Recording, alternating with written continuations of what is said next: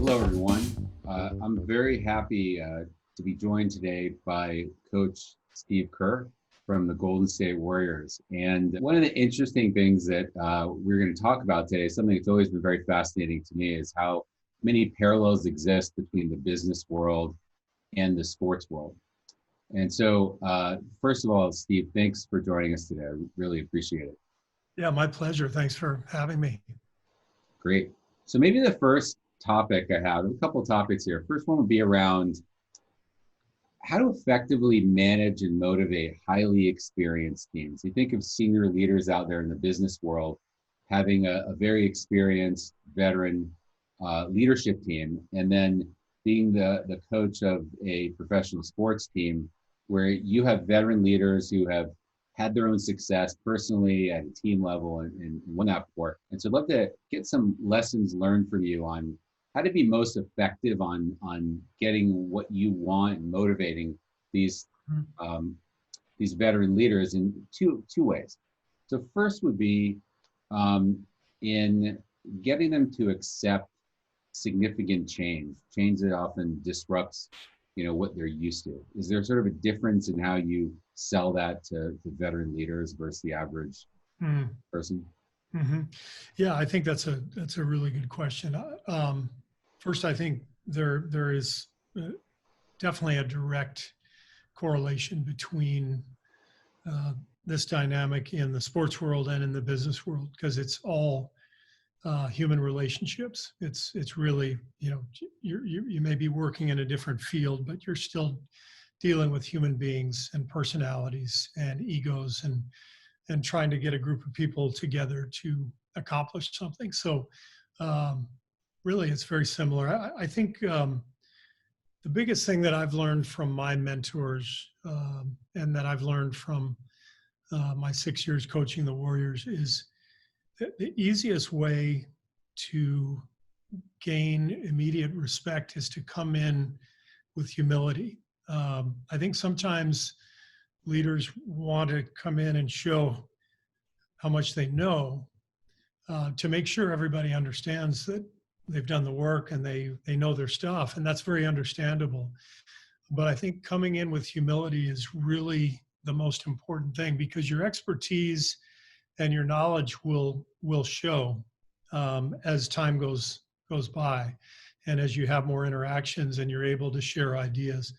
But coming in with humility and really establishing that it's a collaboration, that what you're doing is really just putting your heads together and trying to come up with the best way to move forward is, in a sort of a strange way, it's the most powerful force that I've seen in my days, both as a player, feeling that from the coach, and as a coach, sort of watching my players. Well, that makes sense. Now, on a very different side, the same sort of context of dealing with very experienced veteran people. And this is around when they don't get along well. We'd all like the people that we're responsible for to sort of implement the strategy we've agreed on, but sometimes you get these, interpersonal disputes. And one of the things I'd say I've struggled with in the past and talk about with my peers a lot is, how do you decide when you let the people on your team sort these problems out themselves by banging their heads together versus when you sort of choose to intervene and personally fix the problem?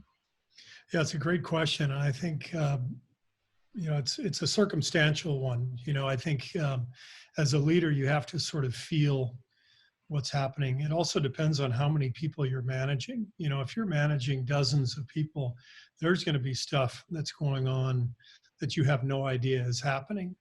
And so you've got to be able to communicate on a regular basis with your leadership team. If you happen to have, a handful of people who are helping you manage a group, there's got to be constant communication and shared information, shared knowledge.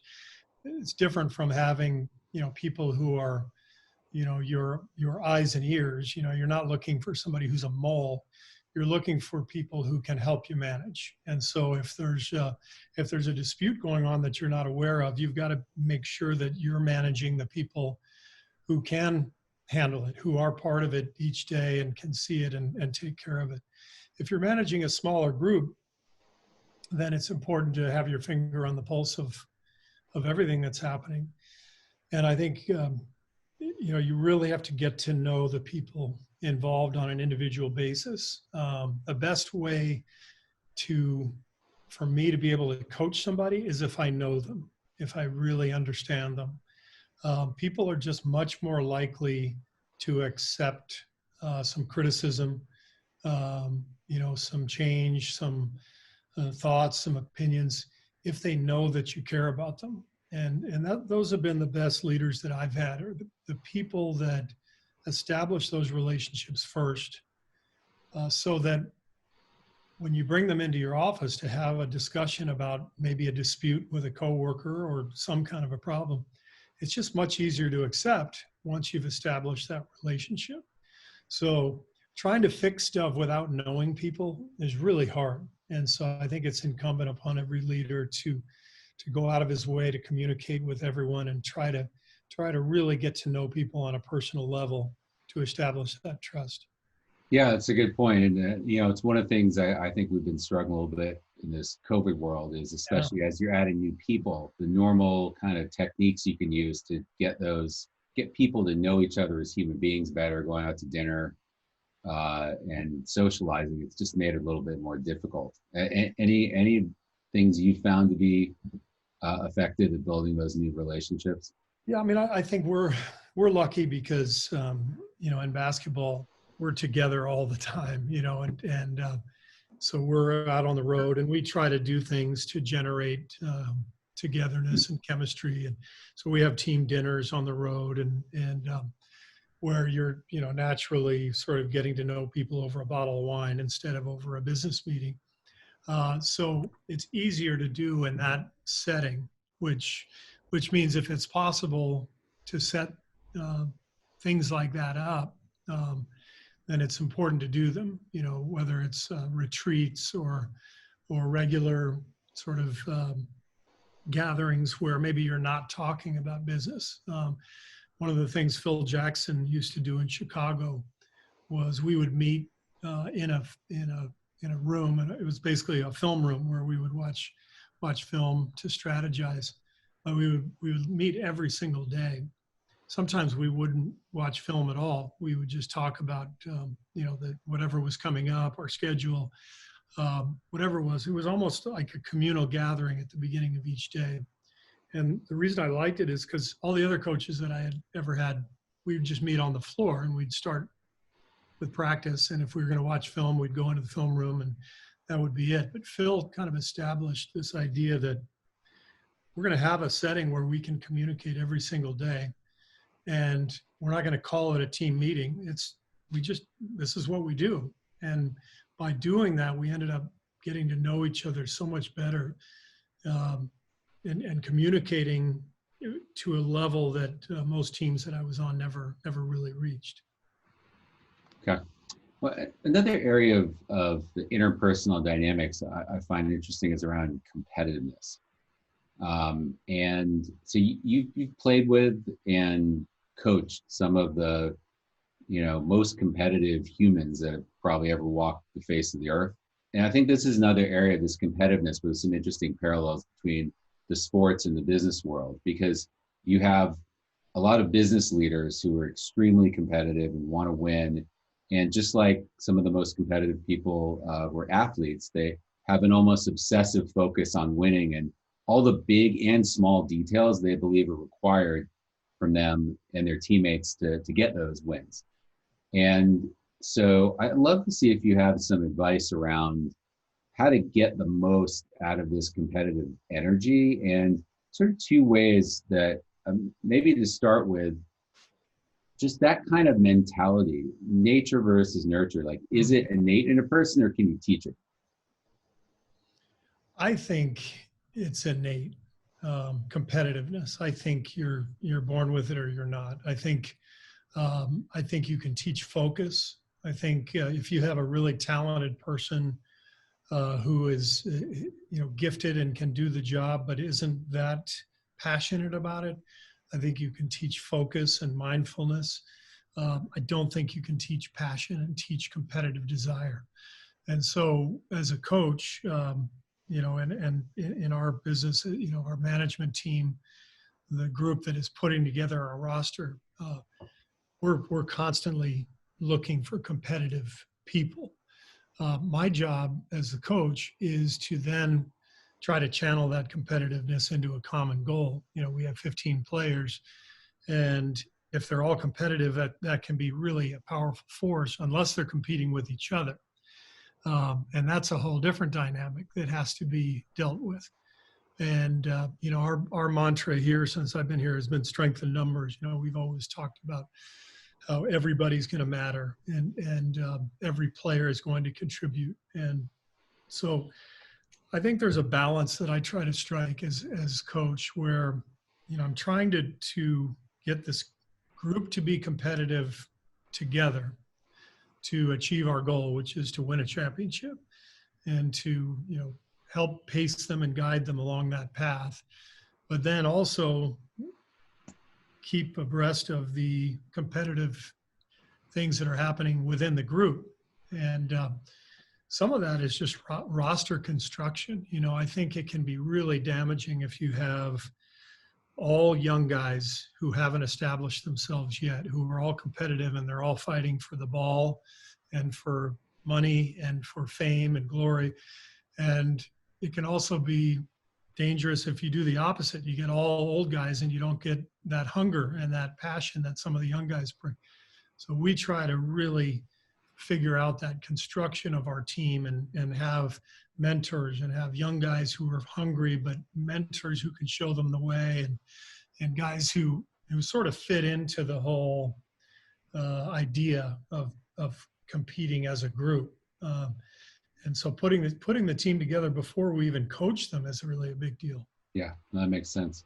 Well, in terms of putting the team together and like finding the people with the passion, do you, obviously it's difficult to just ask someone, do you have passion, right? But I'm sure you have some ways, especially when you think about people who are potential draft picks, talking to people who have not been in the NBA yet, of how you assess like, how important, success and winning is to them personally. Mm-hmm. Yeah, it's a good question. In fact, we're doing all of that right now because with COVID, the draft has been pushed back to November 18th. Usually it's late June, but because of the late start, we're really kicking into high gear now, getting ready for the draft. And we have the second pick coming up because of our lousy season last year. So we're about to make a huge decision, and we're interviewing lots of people both on Zoom and, flying to destinations to sit with them face to face. And that's one of the main things we're trying to determine is how badly does a player want to be great, and how much does he love basketball. And I think, there are subtle ways to sort of, you get first impressions, I think we all sort of have an immediate good vibe or bad vibe about someone, or maybe an indifferent one. We just try to find out how much a player knows about the NBA. Do you have a favorite player? Do you have a favorite team? You start asking those questions and ask for some detail. You found out pretty quickly, how much somebody loves basketball. So I think you can do it in a relatively mild mannered way, just almost like you're just kind of checking in. Hey, what are your hobbies? What are your habits? What do you like to do? And we've had answers both ways. I had a guy say years ago, preparing for the draft, I said, have you watched the playoffs? He said, no, I don't really watch basketball. I was like, okay, we're not taking him. That was easy. Yeah. And then the flip side is you get somebody like Draymond Green, are you watching the playoffs? And he'll give you the full analysis of every single game. And you go, okay, that guy loves basketball and he knows the game. And so it all has to come from conversation. And I think you don't have to go into too much detail. It's really just getting a feel for people. They're passionate. They're going to want to talk about it. They're going to want to talk Yeah. about it. Yeah. Yeah. Yeah. I love that. What about the other side? Like, you hear complaints in business world and the sports world when you have sort of the hyper competitive, very successful people will often get into conflicts with the other people on the team when they're not meeting their definition of sort of how you should be playing and how you should be competing every single day. Is that something you try and shape, or you sort of just accept that the person who comes in with that competitiveness sometimes may cause some friction with the other people? Sounds like you want to talk about Draymond Green again. I love Draymond, but my favorite player. He's one of my all-time favorites. No,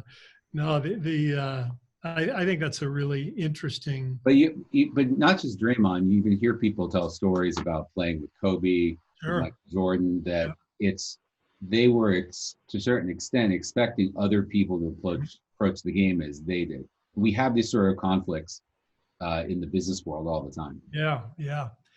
And you're right. It happens on every team, and you got different players who approach things differently, players with different levels of expectations. You have guys who might want to approach things one way and don't see it another way, and vice versa. And so it's important for the coach, as the coach, to really establish the vision for what we're trying to accomplish, and then to get everybody to understand that we all have our own unique individuality. I'm a different person from you because of just the way we were raised and our life experience, and that should be embraced. I think there are certain non-negotiables in any business, any team, and you have to decide what those non-negotiables are. In basketball, it's pretty simple. It's number one, be on time, right? You just you can't stroll in late for practice, or you're gonna upset everything you're trying to accomplish. But more specifically, when you get on the court, there's got to be a level of focus and energy and effort with everything you do. And if you don't get that, you have to hold people accountable. If you do get that, then you have to help all the players understand that there's different ways that you can get to this goal. And as long as you're bringing effort and energy, you're going to take different ideas. We're going to collaborate. We are going to figure out the best way going forward.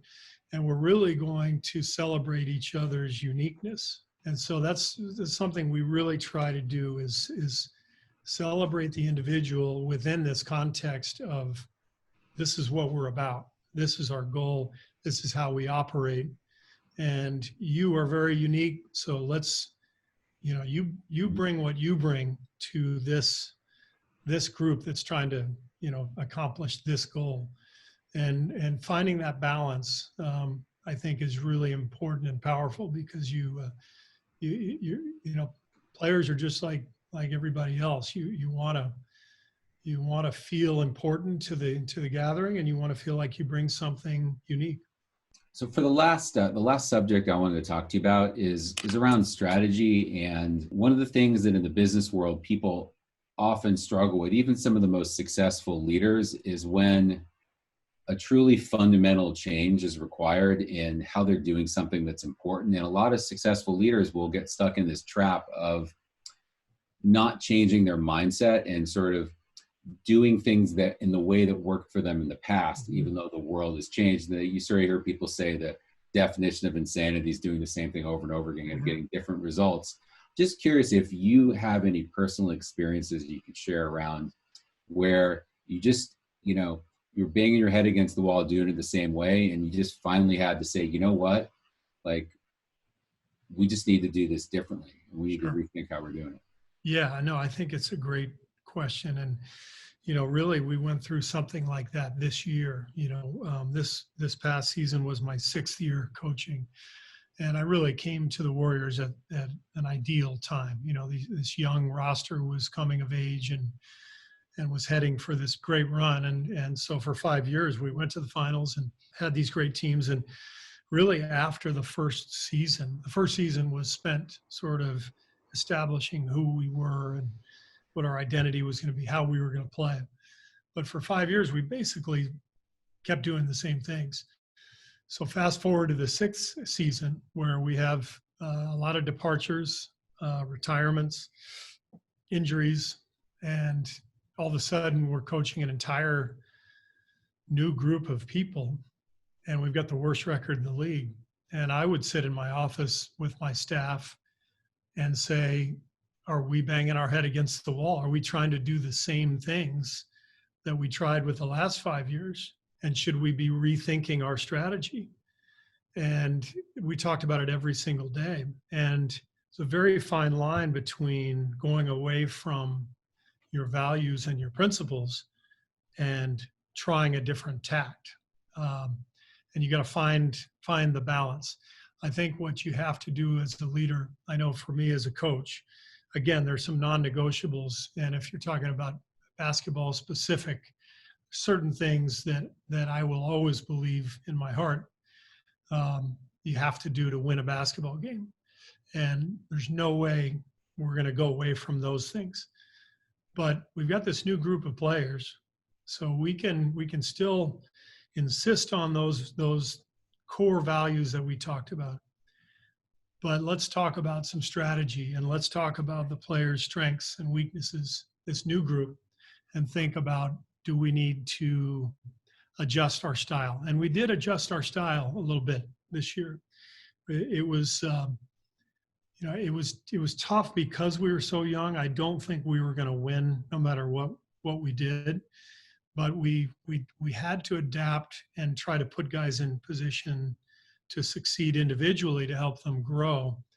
And we really also delved heavily into our analytics department and started to, because we had this sort of free year where we knew we weren't going to be competitive, we were able to experiment with some things as we look forward to next year.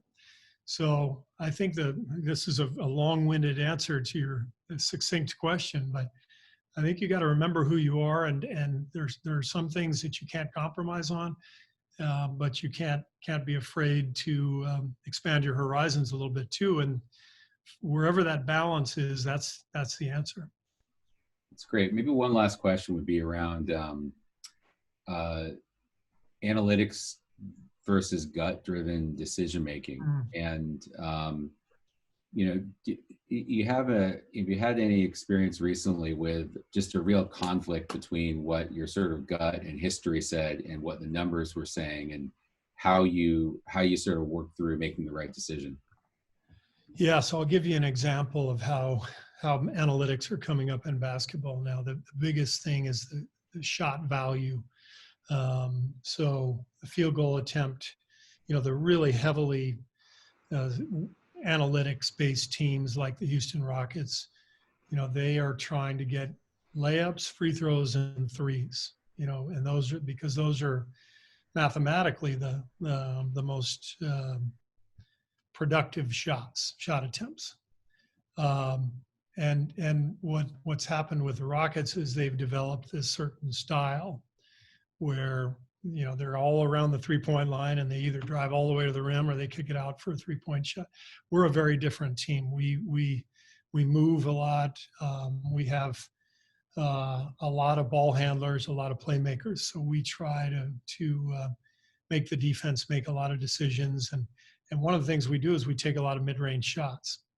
The analytics people these days will tell you that the mid-range shots are the worst value because of the percentage and the ratio of the points that you get, to that percentage. And so we've really wrestled with this internally. And how do we find the right balance? What we found ultimately was what we felt was the right middle ground. Part of our thing is we want to be aggressive, and we want to encourage guys to never think about shooting. I think one of the reasons Steph and Clay is we never tell them, hey, that's a horrible shot. We tell them go, let it fly.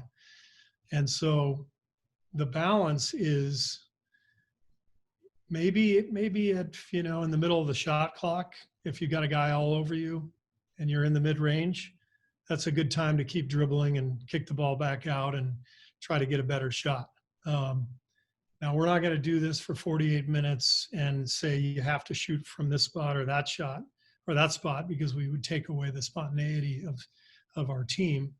But we can start to shift our thinking to get a little more value in our shots, but still maintain kind of the swashbuckler attitude that we want from our shooters. And so that's the transformation that we're trying to make going into next year, is be a little more analytically driven based on shot value, but not take away what makes us who we are. And again, like everything we're talking about, Ariel, it's finding the sweet spot, finding the balance. And because I think everything that I've seen is,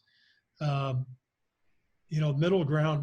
My mom used to say, there's, moderation, everything in moderation, right? That's kind of an age-old parental piece of wisdom. Anything in moderation is fine. And I find when you're on the extreme at one end or the other, that's where you can get into some trouble. And we're constantly searching for that balance between analytics and human psychology and confidence and finding where that sweet spot meets. Cool. Well, that's really great advice. And I appreciate the time. This is some really good insights, and it, reinforces a lot of what I've been thinking around just how similar the challenges are conceptually and how much we can learn from watching sports. And it gives me a good reason to watch more basketball, and look forward to seeing you guys playing again as soon as the new season starts up. Yeah, thanks, Ariel. Really appreciate it, and good luck to you guys. Thanks a lot, Steve. All right.